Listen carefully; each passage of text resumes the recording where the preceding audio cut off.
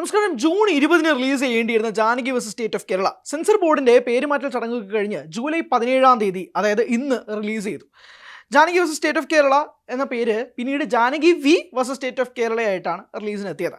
സുരേഷ് ഗോപി, അനുപമ പരമേശ്വരൻ, അസ്കർ അലി, മാധവ് സുരേഷ് അങ്ങനെ തുടങ്ങിയവരൊക്കെ പ്രധാന വേഷത്തിൽ എത്തിയ ചിത്രവും കൂടിയാണ്. ഈ സിനിമയിൽ വളരെ വലിയ ഒരു ഫാക്ടറായിട്ട് പറയാനുള്ളത് ഇതിൻ്റെ ഫസ്റ്റ് ഹാഫാണ്. അതിൽ ഏറ്റവും വലിയ ഡ്രോബാക്കായിട്ട് പറയാനുള്ളത് സെക്കൻഡ് ഹാഫുമാണ്. ഇതാണ് എൻ്റെ ഒറ്റ വരിയിൽ പറയാനുള്ളത്. കുറച്ചുകൂടി ഡീറ്റെയിൽ ആയിട്ട് സംസാരിക്കാനാണെങ്കിൽ, ഡേവിഡ് ആബേൽ ഡോണോവൻ എന്ന കലക്കൻ പേരൊക്കെ ആയിട്ടാണ് സുരേഷ് ഗോപി ചിത്രത്തിൽ വരുന്നത്.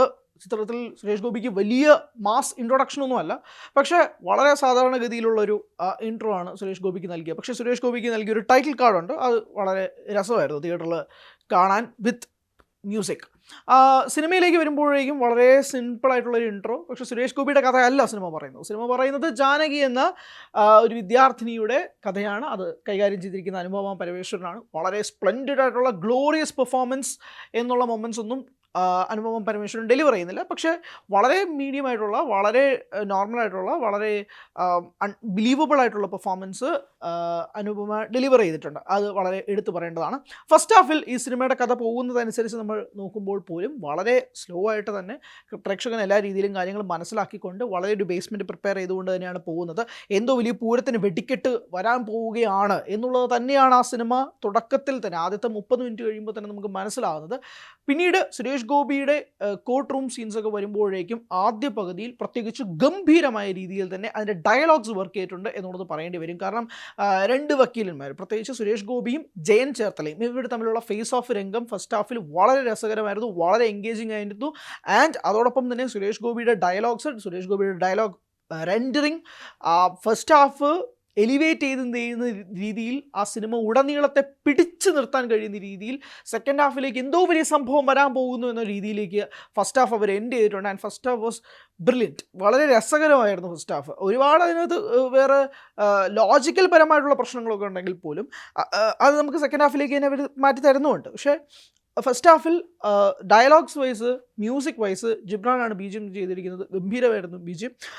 അതെല്ലാം കൊണ്ടും ആ കോർട്ട് റൂം സീൻസ് പ്രത്യേകിച്ച് വളരെ രസകരമായി തോന്നി. ഫസ്റ്റ് ഹാഫിലെ കോർട്ട് റൂം സീൻസിൽ 5 തവണയോളം ജാനകി എന്ന പേര് മ്യൂട്ട് ചെയ്തിട്ടുണ്ട്. അതെന്തിനാണെന്ന് എനിക്ക് ഇപ്പോഴും മനസ്സിലാവുന്നില്ല. കാരണം അതേ കോർട്ട് റൂം സീനിൽ, അതേ സീനിൽ, അതേ രംഗത്തിൽ ഈ മ്യൂട്ട് ചെയ്ത ജാനകി എന്ന പേര് ഇവർ ജാനകി എന്ന് വിളിക്കുകയും ചെയ്യുന്നുണ്ട്. അത് പ്രേക്ഷകർക്ക് കേൾക്കാം. അപ്പോൾ എന്തിനാണ് ഒരു ഭാഗത്ത് ജാനകി മ്യൂട്ട് ചെയ്തത്, അതേ രംഗത്തുള്ള, അതേ സിറ്റുവേഷനിലുള്ള അതേ പേര് വിളിക്കുമ്പോൾ ഒരു തവണ കേൾക്കാം, ഒരു തവണ കേട്ടുകൂടാ? ഇതെന്തിനാണെന്ന് എനിക്ക് ആ സിനിമ കണ്ട പ്രേക്ഷകനാണ് ഞാൻ, അതുകൊണ്ട് എനിക്ക് മനസ്സിലാകുന്നില്ല. ആ ചോദ്യം ഇപ്പോഴും അവശേഷിക്കുകയാണ്. സിനിമ കണ്ടവരുണ്ടെങ്കിൽ ദയവേത് അതിനൊരു മറുപടി അറിയണം. കാരണം അതേ രംഗത്ത് ഈ പേര് വിളിക്കുന്ന സമയത്ത് ഈ പേര് കേൾക്കാം, ഓഡിബിളാണ്. അതേ രംഗത്ത് ഈ പേര് വിളിക്കുമ്പോൾ ഈ പേര് കേട്ടുകൂടാ, ഇനോഡിബിളാണ്. അത് എന്താണെന്ന് എനിക്ക് മനസ്സിലാവുന്നില്ല. സോ എന്തായാലും അങ്ങനെ 5 തവണയോളം ആ പേര് സുരേഷ് ഗോപി വിളിക്കുമ്പോൾ ആദ്യ പകുതിയിൽ മ്യൂട്ട് ചെയ്തിട്ടുണ്ട്. അപ്പോൾ അതാണ് കാര്യം. വലിയ കല്ലുകളിയായിട്ടൊന്നും തോന്നിയില്ല കേട്ടോ. കാരണം നമുക്ക് ലിപ്പ് വെച്ച് പിടിക്കാൻ പറ്റുമല്ലോ. ജാനകി എന്നാണ് വിളിക്കുന്നത് എന്നുള്ളത് മനസ്സിലായി. അറിയില്ല എന്താ കാരണം എന്നുള്ളത്. എന്തായാലും പെർഫോമൻസ് വൈസ് നമ്മൾ ആദ്യ പകുതിയിൽ ഞാൻ പറഞ്ഞില്ല, ജയൻ ചേർത്തല, സുരേഷ് ഗോപി ഫേസ് ഓഫ് വളരെ രസകരമായി തോന്നി. ജയൻ ചേർത്തല അടിപൊളിയായിട്ട് ചെയ്തിട്ടുണ്ടായിരുന്നു. പുള്ളിക്ക് ആ ഒരു പോർഷനിൽ മാത്രമാണ് അദ്ദേഹത്തിന് പെർഫോം ചെയ്യാനായിട്ടുള്ളത്. അത് ഗംഭീരമായിട്ട് തന്നെ ചെയ്തു. ഒട്ടും സ്ക്രീനിൽ അക്സെപ്റ്റ് ചെയ്യാൻ പറ്റാതെ പോയത് മാധവ് സുരേഷിൻ്റെ പ്രകടനമാണ്. തീർത്തും നിരാശയായിരുന്നു മാധവിൻ്റെ പെർഫോമൻസ്. വളരെ ഓവറായിട്ട് ചെയ്യുന്നതും അല്ലെങ്കിൽ അഭിനയിക്കുകയാണെന്ന് തോന്നുന്ന രീതിയിൽ തന്നെയായിരുന്നു അദ്ദേഹത്തിൻ്റെ പ്രകടനം. ബാക്കി എല്ലാവരും അത്യാവശ്യം നല്ല രീതിയിൽ തന്നെയാണ് സ്ക്രീനിൽ കാഴ്ചവെച്ചിരുന്നതെന്ന് പറയേണ്ടി വരും. രണദീപിൻ്റെ സിനിമാറ്റോഗ്രഫിയും എടുത്ത് സൂചിപ്പിക്കേണ്ടതാണ്. പ്രത്യേകിച്ച് ചാർജിങ് ഷോട്ട്സൊക്കെ കോർട്ട് സീൻസിലൊക്കെ തന്നെ വളരെ രസകരമായി തന്നെ ഹാൻഡിൽ ചെയ്തിട്ടുണ്ട്. ആൻഡ് ഇതിൻ്റെ സ്ക്രിപ്റ്റിൻ്റെ പ്രശ്നം എന്ന് പറഞ്ഞാൽ, സ്ക്രിപ്റ്റ് ഫസ്റ്റ് ഹാഫ് വരെ വളരെ രസകരമായിട്ട് പോകുന്നു. സ്ക്രിപ്റ്റ് ഇൻ്റർവ്യൂവിൽ വരെ ഒരു വളരെ ഹൈ നോട്ടിൽ കൊണ്ട് സിനിമ ഫസ്റ്റ് ഹാഫ് എൻഡ് ചെയ്യുന്നുണ്ട്. അതായത് നമുക്ക് സെക്കൻഡ് ഹാഫിൽ ഫസ്റ്റ് ഹാഫിൻ്റെ എന്തോ വലിയൊരു ഭീകരമായ വേർഷൻ, അതിൻ്റെ 2 ഇരട്ടി വേർഷൻ തരാൻ പോവുകയാണ് എന്ന് വിളിക്കുന്ന തരത്തിലാണ് ഈ സിനിമയുടെ സെക്കൻഡ് ഹാഫ് ബിൽഡ് ചെയ്യുന്നത്. പക്ഷെ സെക്കൻഡ് ഹാഫിലേക്ക് വരുമ്പോൾ വളരെ ലേസി റൈറ്റിങ്ങും എങ്ങോട്ട് കഥ പോകണമെന്ന് മനസ്സിലാവാത്ത രീതിയിൽ എവിടെയൊക്കെയോ ഡ്രൈവ് ചെയ്ത് പോകുന്ന അവസാനം ഒരു കൺക്ലൂഷൻ നോട്ടിൽ വളരെ കഷ്ടപ്പെട്ട് എത്തുന്ന കുറച്ച് അണിയറ പ്രവർത്തകരാണ് നമുക്ക് കാണാൻ സാധിക്കുന്നത്. എങ്ങനെയെങ്കിലും ഈ സിനിമ കൊണ്ടൊന്ന് അവസാനിപ്പിക്കണമല്ലോ, അത് എവിടെയൊക്കെ രീതിയിൽ പോകാൻ പറ്റുമെന്ന രീതിയിൽ ഒട്ടും കൺവിൻസിങ് ആവാത്ത രീതിയിൽ ഈ സിനിമയുടെ ഒരു ഡ്രൈവ് അങ്ങോട്ട് പോകുന്നുണ്ട്. അത് എനിക്ക് മനസ്സിലാവുന്നില്ല. ഈ സ്ക്രിപ്റ്റ് എന്തുകൊണ്ട് അവർ സെക്കൻഡ് ഹാഫ് കുറച്ചുകൂടെ വർക്ക് ചെയ്തില്ല എന്നുള്ളത്. മേ ബി ഫസ്റ്റ് ഹാഫിൽ അവർ നൽകിയ ഒരു വലിയ പ്രതീക്ഷ കാരണമായിരിക്കും. ഞാൻ ഈ പ്രതീക്ഷ എന്ന് പറയുന്നത് സിനിമ കാണുന്നതിന് മുമ്പ് ഞാൻ കണ്ട പ്രതീക്ഷയൊന്നുമല്ല.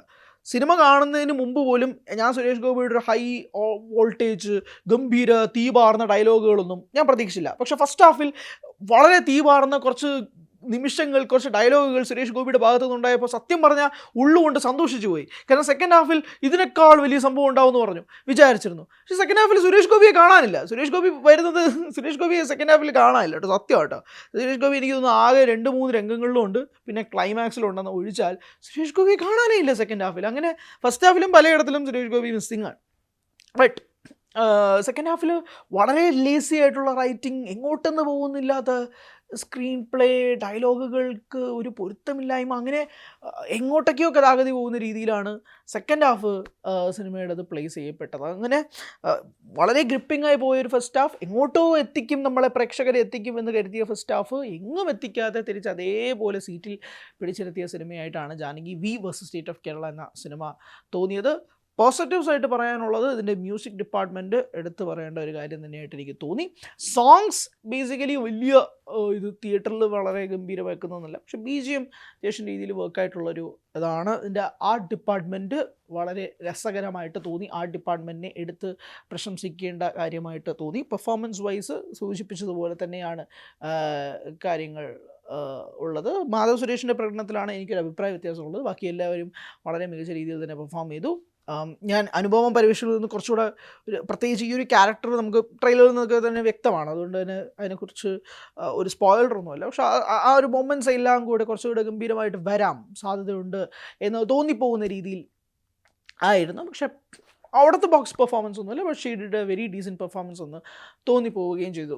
മേജർ ഡ്രോബാക്ക് ആയിട്ട് എനിക്ക് പറയാനുള്ളത് സെക്കൻഡ് ഹാഫ് തന്നെയാണ്. അത് വളരെ ഈ സിനിമയെ ലെറ്റ് ഡൗൺ ചെയ്തിട്ടുണ്ട് എന്നുള്ളത് തന്നെയാണ് പറയാനുള്ളത്. തിയേറ്റർ റെസ്പോൺസ് എടുക്കാൻ പോയപ്പോഴും സമ്മിശ്ര പ്രതികരണങ്ങളാണ് സിനിമ ആദ്യ ഷോ കണ്ടിറങ്ങിയ പ്രേക്ഷകർക്കും പറയാനുള്ളത്. വരുന്ന ഷോകളിൽ പ്രത്യേകിച്ച് എനിക്ക് തോന്നുന്നു കുടുംബ പ്രേക്ഷകർക്കൊക്കെ എനിക്ക് തോന്നുന്നു കുറച്ചുകൂടെ ഒരു മികച്ച റിപ്പോർട്ടുകൾ വരാനുള്ള സാധ്യതയുണ്ട്. സിനിമ കുറച്ചുകൂടെ രീതിയിൽ മുന്നോട്ട് പോകാനുള്ള സാധ്യതയുണ്ട്. അതാണ് എൻ്റെ കണക്ക് കൂട്ടൽ. സോ സിനിമ കണ്ടവരാണ് നിങ്ങളെങ്കിൽ നിങ്ങളുടെ അഭിപ്രായങ്ങൾ രേഖപ്പെടുത്തുക. എൻ്റെ വിപരീത അഭിപ്രായമാണുള്ളെങ്കിൽ അതും രേഖപ്പെടുത്തുക. Thank you so much.